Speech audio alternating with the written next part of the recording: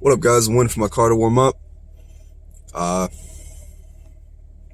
forgot to vlog everything. I went to Home Depot, went to the auto parts store, sanded down the car. Everything's all even. I'll show you in a little bit. I gotta run to my apartment, grab some stuff that I'm selling on StockX, and then continue working on my drift car. So I want to do that right now. Just gotta let my car warm up.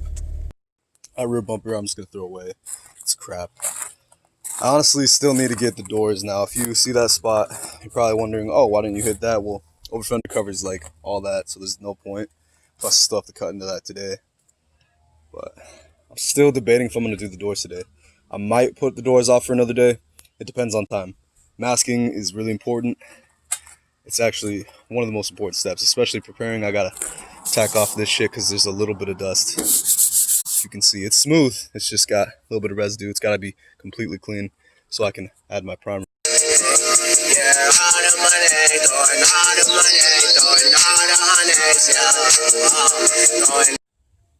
What's going on, YouTube? As always, I want to apologize. I'm very bad at recording after I do my work on my car.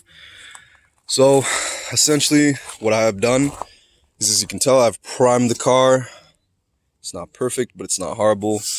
This primer is very easy to sand, which is a good and a bad thing. Good in the long run, but bad in the short term because it's, again, very easy to scratch. So every time I tarp it up, it seems like it wants to flake off a bit and stuff. But other than that, that's not a big deal. Some of these are actually just little pieces of tree crap that fell before I tarped it up the other night.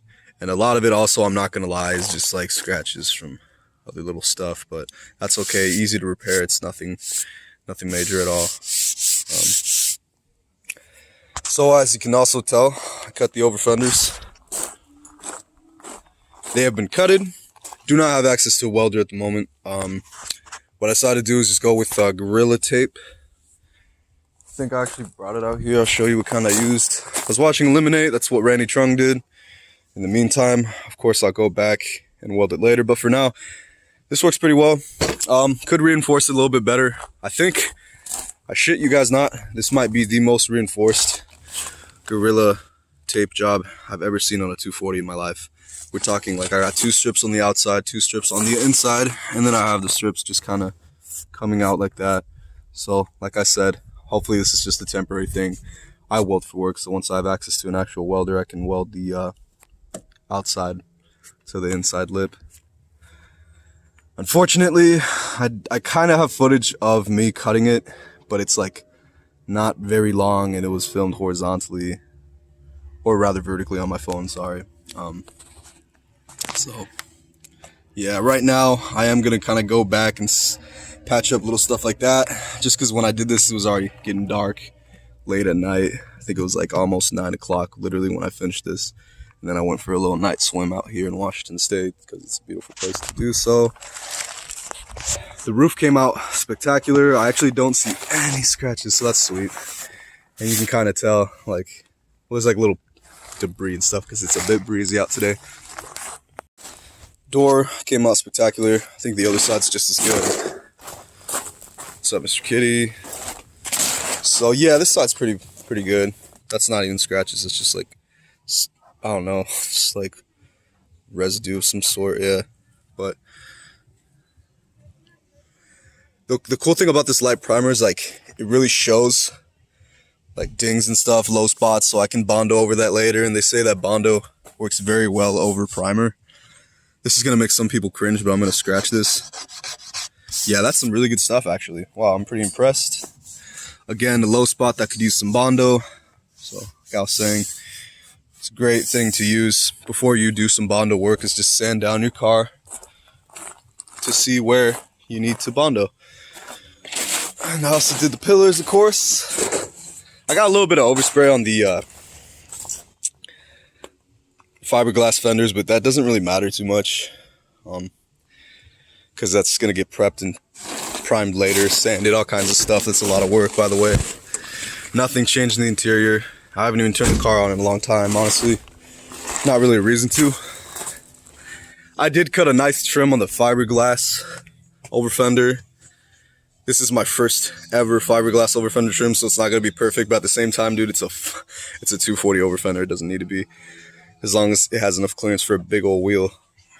So right now I'm debating if I want to mount at least one over fender, because the other one unfortunately needs trim work, and I'll explain that in a second.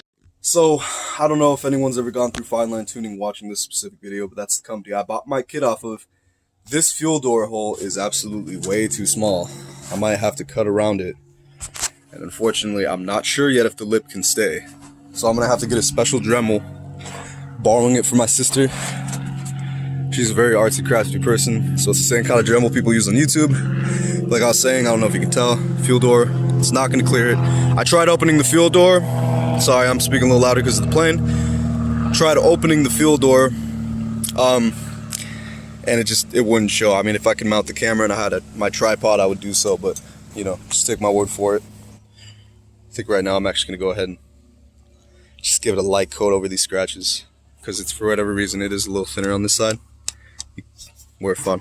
Here, see, it's not, and nothing's coming off. Okay, what's up? Back with it. Just mounted the first over fender. Fitment and clearance is awesome.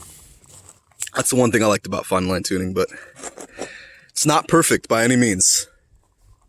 I'll be honest. I mean, it's not. But it also is not bad. As far as gappage is concerned, no buckling. I mean, I probably could realistically go down and hit a screw right there, but I'm not sure if I want to do that yet. The body line didn't match up 100%, but you know what? Watching the other videos on fine line tuning's products, that is a common occurrence. Can't do anything about that. This guy got a little banged up in storage or shipping or something, but that's not a big deal. I can fix that. But other than that, man, it came out great. There's some other spots where I'm thinking about maybe doing some work on, but other than that, she's on there nice and flush and solid, man. A little bit of adjusting. The biggest concern I have right now is this. There's a big opening right there, but it's not really that bad. Maybe later just come down, but we still have to mock on the side skirts before mounting and seeing if that works. Figure out how to open the trunk from the inside, because it doesn't want to open alone or with the trunk key. Then mount the rear bumper, and the rear bumper has this, like, if you see this area between my fingers, that sits right there. So a good amount of work to do. Mocking on the side skirts, they look really good. Like I said, fine line tuning, very minimal trimming. I've only had to ever do like the most minimal stuff. I mean, the gaps are honestly pretty damn good. I can't say that I can mock it on 100% right this minute, because let's say if I were to press around here, well, actually, oh, buddy, maybe. Yeah, I think that would be fine right there. Mount one there, mount two there, and then come around the door. The thing is, you don't want to like open and close the door. That has to be cut off regardless. I think I'm gonna actually trim a little bit off. I'm not sure how we're gonna do this just yet, but pretty damn good. Give you a nice little overview again. Show you what I'm working with. You know, the car's definitely looking more complete each and every day, or each and every weekend rather. So going back and looking over everything, there's still quite a few stuff to do. Obviously, side skirts, the front bumper. I probably will get a bash bar before I do both the front and the rear. We'll see about obtaining that, but as far as the lights go, they need to be wired as well. I've shown that in a couple past videos what that looks like. Oh, and probably cop a new battery and a clutch just to have it. The clutch is fine, but it'd be kind of nice to replace that. Other than that, there's a couple interior panels that need to be replaced, but other than those few things, it's very minimal stuff. I mean, I've made a lot of progress. I think I already mentioned the fuel door and the sanding on this side of the over fender, but you can see the Gorilla tape job. This one came out really uneven, but it doesn't really matter. In the future, I do see myself just cutting like the square look. I've seen a lot of people do that because this is going to be a drift car. It's not by any means going to be like show car quality, but I still want it to look good, and it definitely will. And of course, in the future, we'll be discussing a possible engine swap, but I am very curious to boost the KA, play around with that, let that blow up, and then in the future switch it to an SR or something. Just because, shit, if the engine runs, it runs, buddy. But that's all later on. It's all later on, man. This is a beautiful RX-7. They're a lot smaller in person, but man, this thing is sweet. You got right-hand drive. You know, beautiful car. Gorgeous car. I mean, I'm not sure how much they want for it. I'd imagine it'd be a good amount of money, good chunk of change. That paint is pretty good. I'm pretty sure it's an import. As I said, it's right-hand drive, and this dealership is called Import and Classics. Trying not to touch, because it's not my vehicle, but I would never do that, you know. Gotta respect builds and shit. There's not even a delete yet on the rear windshield. That's fucking baffling to me. This thing is sick. Love this car. Just wanted to add it to the vlog. Haven't gotten this close to it. I see it every day when I drive down this road, but fuck, man, it's clean. Fucking cunt crashed this car. But anyways, that's a R33, which is pretty sick. Important Classics over in Linden, Washington. I mean, if anybody wants to buy it, I can't imagine it'd be less than $20,000 for that RX-7. What's up? Mr. Kitty's is chilling. Sparky's not, his name's not Mr. Kitty, I'm not that basic. He's cleaning himself up, or whatever cats do, next to the bumper, and for whatever reason, a bunch of cement. But, I was just gonna say, this is gonna conclude today's vlog, I'm pretty sure, as far as the car's concerned. I will definitely update on the other overfender, like I said, for now. I don't have that Dremel. My sister has to let me borrow that. I don't have a lot of money to go buy a new one at the moment either. I spent too much money this weekend on the car itself.